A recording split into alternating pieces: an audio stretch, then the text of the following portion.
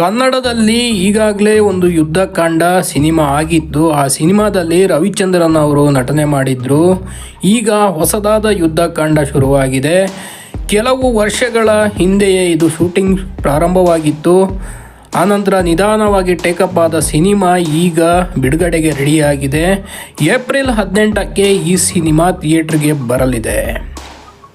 ಈ ಚಿತ್ರದಲ್ಲಿ ಅಜಯ್ ರಾವ್ ನಟನೆ ಮಾಡಿದ್ದಾರೆ, ಜೊತೆಗೆ ನಿರ್ಮಾಣವನ್ನು ಕೂಡ ಮಾಡಿದ್ದಾರೆ. ಪವನ್ ಭಟ್ ಅನ್ನೋರು ನಿರ್ದೇಶನ ಮಾಡಿದ್ದಾರೆ.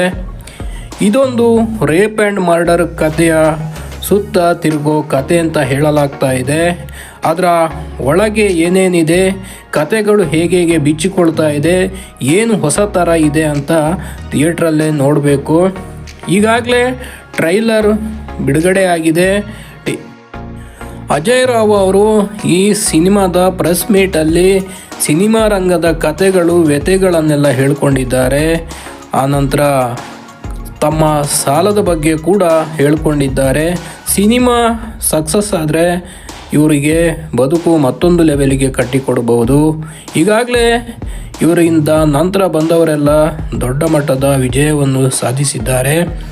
ಅಜಯ್ ರಾವ್ ಹಲವು ಸಿನಿಮಾಗಳನ್ನು ಕೊಟ್ಟಿದ್ದಾರೆ, ಹಿಟ್ ಸಿನಿಮಾಗಳನ್ನು ಕೊಟ್ಟಿದ್ದಾರೆ. ಕೃಷ್ಣ ಅನ್ನೋ ಹೆಸರಿಗೆ ಇವರೇ ಫೇಮಸ್ ಆಗಿ ಹೋಗಿದ್ದರು. ಕೃಷ್ಣ ಅನ್ನೋ ಹೆಸರಿಗೆ ಹಲವು ಸಿನಿಮಾಗಳು ಬಂತು.